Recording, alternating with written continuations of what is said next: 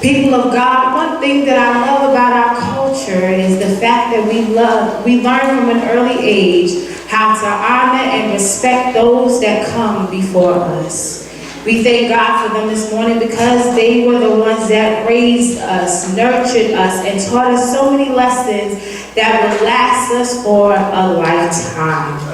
If you grew up like me, you grew up in a household where Big Mama, Grandmama, or who I simply call G-Ma, will often remind you to be careful about your actions because she would say, whether you tell me or not, I have eyes in the back of my head. And every shut eye ain't sleep. So you better be safe than sorry. And even though experience is the best teacher, don't bite off more than you can chew. Because if you're living in this house, you're going to play by my rules.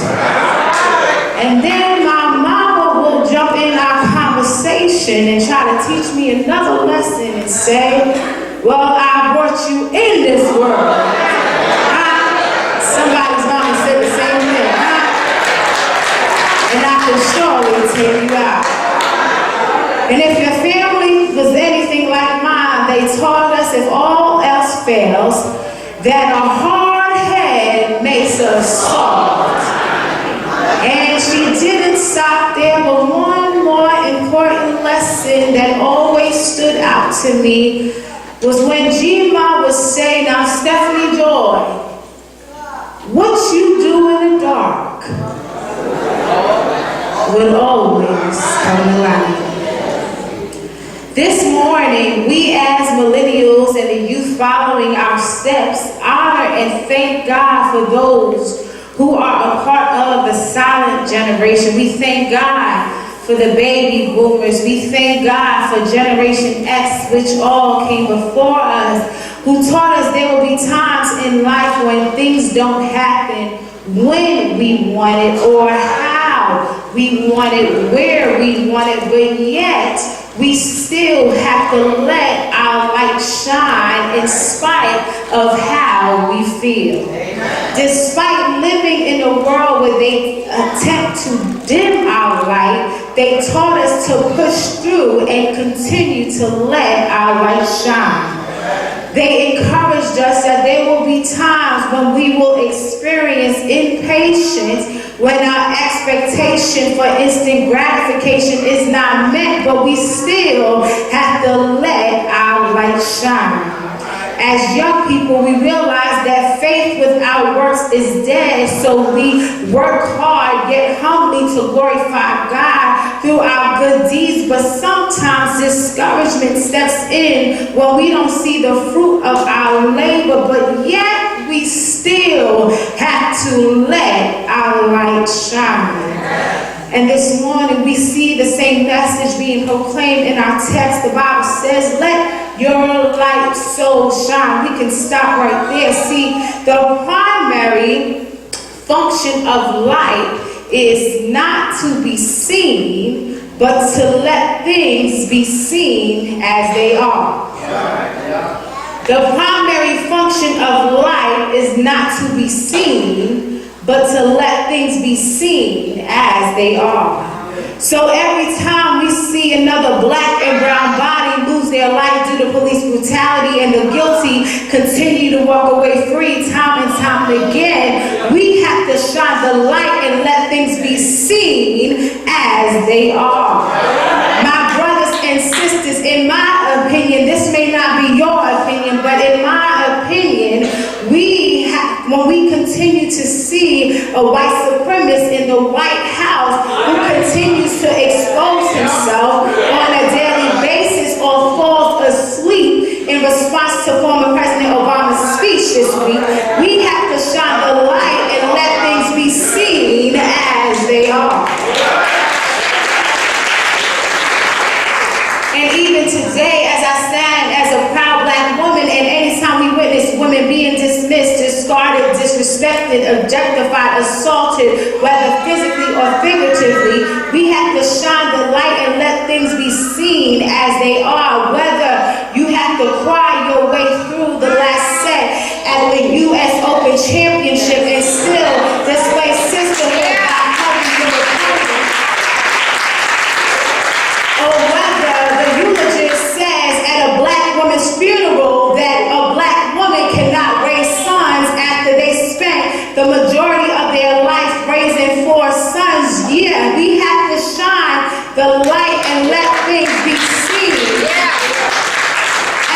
they are. And this morning, we have the charge to boldly yet humbly let our light so shine before everyone that they may see our good works and glorify our God in heaven. Glorify the one that allows us to shine through darkness. Glorify the one that gives us strength to serve. Glorify the one that enables us to encourage others. Glorify the one, the God who gives us the grace to go. It is no goodness of our own, but to him be all the glory, honor, and praise. So here we are in the gospel according to Matthew. And I know some of us went back to school this morning, so you don't mind if we do a quick review on Matthew. And young people, the gospel according to Matthew begins the second book, the second half of our entire Bible, which we refer to as the New Testament. We have before us the beginning of the four Gospels, which includes, young people, what are the four Gospels? Matthew, Mark, thank you, adults, for helping us. But in this particular gospel meaning good news and good tidings. And in this particular gospel, according to Matthew's main purpose is to focus our attention on Jesus, making our response to him the main issue. Furthermore, Matthew also encourages Christians to be an active and faithful part of their community. And we know that communities often share a sense of place that is situated in a given geographical area, such as a village, town, or neighborhood, right? Which means that Matthew is giving us the charge that we have to be faithful to those aspects that make up our community, which is first the people we are surrounded by, our church and our schools, and so much more. This morning, I want us to reflect on how we can make a practical impact right here in our community in New Haven. For example, young people, you can accept Matthew's challenge by letting your light shine and becoming faithful in your community by going to school and becoming an attorney, a judge, a police officer, a correction officer, a government official, so you can return home and help decrease the violence within the New Haven community. Young people, you can accept Matthew's challenge by letting your light shine and becoming faithful in your community by finding ways to shine the light on the reality that every school in your community may not be or look like Yale, but reality is some residents right here in New Haven have lower educational opportunities, and the physical condition of their schools are negatively affecting their achievements. Young people, your voice can be heard. You can be the change you want to see. If you don't know what to do, find out who you can talk to. You can be the light in the principal's office, superintendent's office, school board meeting. You have a pastor and you have a church family that are ride or die. They will have your back till the end, and you can get the job done until this whole community will see your good works and glorify your God who is in heaven. Somebody say amen.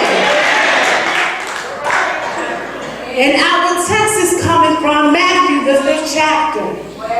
And the latter part of our chosen text for this morning says, let your light so shine before men that they may see your good works and glorify heaven. But this particular chapter begins with Jesus addressing his disciples in a sermon, which is referred to as the Sermon on the Mount. And theologians believe that this sermon took place over a few days. And the Sermon on the Mount challenged religious leaders of the day. It called them back to messages of the Old Testament prophets who, like Jesus, believed that obedience is more important than legalistic observance.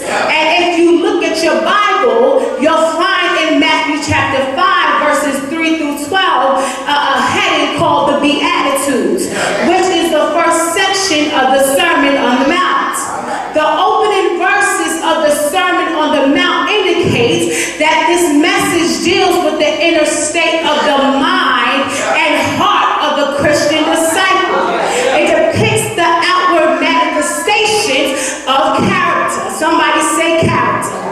Of character and conduct that believers and disciples should display.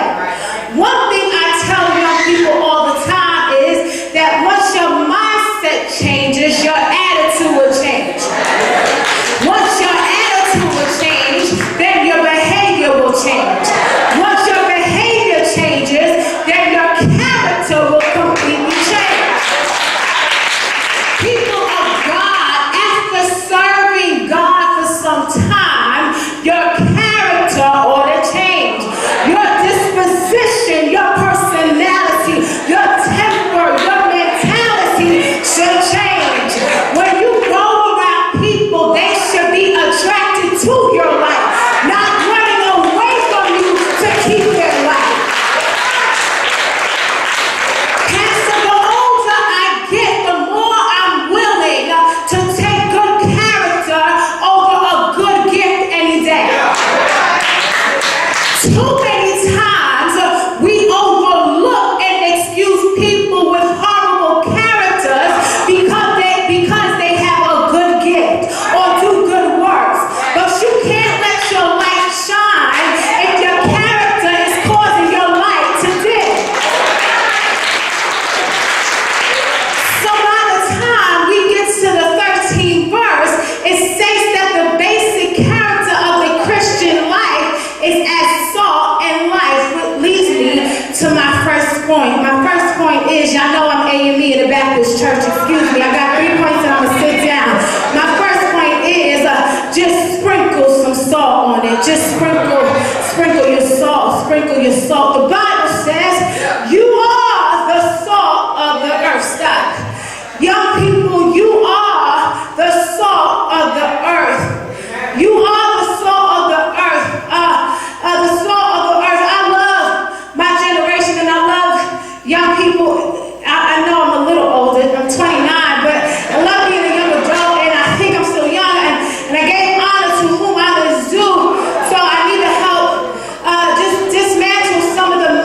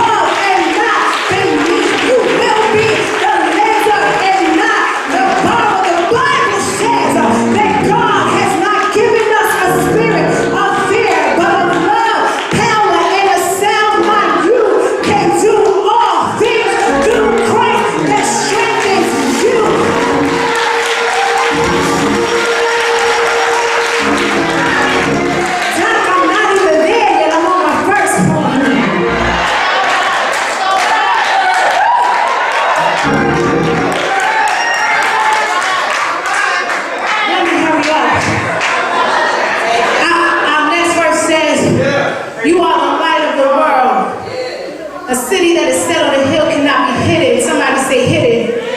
Nor do they light a lamp and put it under a basket, but on a lampstand. And it gives light to all those who are in the house. See, another unique fact, as I jump quickly, another unique fact about young people is that our generation is pretty special because we are pretty much the last generation who really enjoy playing outside more than online on a daily basis. Right, y'all? Come back to me, right? We chose to play outside because it just took too long. Help me, Pastor. Help me. It just took too long trying to connect to AOL, right? So, see, we could remember when color Game Boy, sidekicks, beepers, I saw you on Facebook status, beepers, flip phones, and favorite 5 came out on MySpace. But before then, we literally could remember playing outside. We specifically remember our grandparents and parents giving us instructions after church. And Crystal, we grew up together, and she used to spend the night with me at my grandparents' church, and we would come home from church, and my grandparents would give us instructions, and it would sound a little something like this. They would say, go take off your church clothes. What they would say, hang them up, put your church shoes back in the box, put the box under your bed, and play outside until dinner's ready. And even when we went to play outside after dinner was ready, we better be back inside by the time the streetlights came back on. And yes, I graduated from Princeton, but that's how they said it, huh? So after we put our church clothes away, we played the games we grew up on, such as, y'all remember this? Please don't make me feel old. Y'all remember red light, green light, 1, 2, 3? Y'all remember that? Okay, good. We played tag, you're it. I grew up in something called Southside Jamaica, Queens. So I'm a little hood, prissy but hood. And I love a game called Double Dutch. Y'all play Double Dutch? Okay, thank you. And we used to play hopscotch, but one of my favorite games was called hide and seek. Wave your hands if you ever played hide and seek. Which leads me to my second point. See, the Bible talked about hiding, right? So my second point is no longer can you hide, but it's time to see. Y'all, when I read this verse, it made me think of our childhood game, hide and seek, because it reminds me of the culture of the church today. Because there are times we hide our conviction and hide our faith to conform to the carnality of the culture. Yeah. If someone wants to find the answers to life or seek after faith, they oftentimes have to find us because we are hiding the truth or the true answer within us. That's how I see the connection within the text. We stay within the confines of the four walls of the church and refuse to go out as Christ commissioned us to do so. In the year of 2018, we neglect to share our faith with others, even when the opportunity presents itself on a daily basis. Yes, we host community function days. Yes, we do that. But I'm talking about on a daily basis when we have the opportunity to speak to people on a daily basis.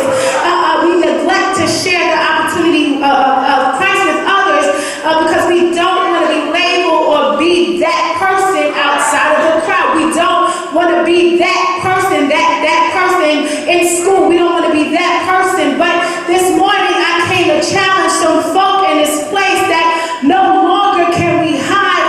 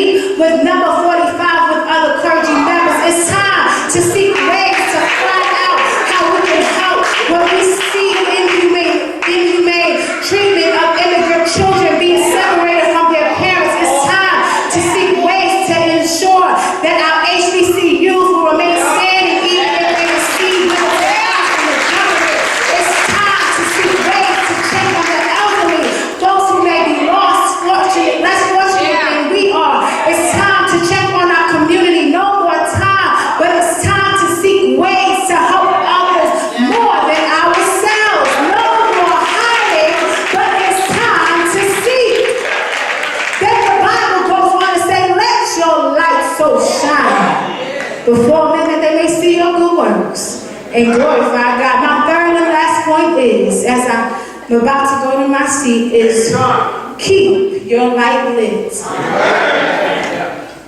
Let your light, pronounced phos in the Greek meaning to shine or make manifest, which is just a formal way to say that something is evidence, is apparent, is clear. Something is evidence, is apparent, is clear.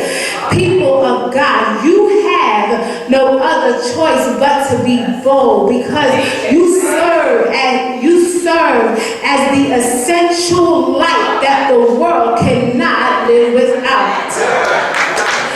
Darkness is the absence of light, and darkness alone cannot dispel the light, but the smallest light can dispel the greatest darkness. Let your light so shine. Your light can only remain bright when not only you follow a religion, but when you build a relationship with the Lord. Let your light so shine. Your light can only remain bright after a private revelation through prayer before a public manifestation with people.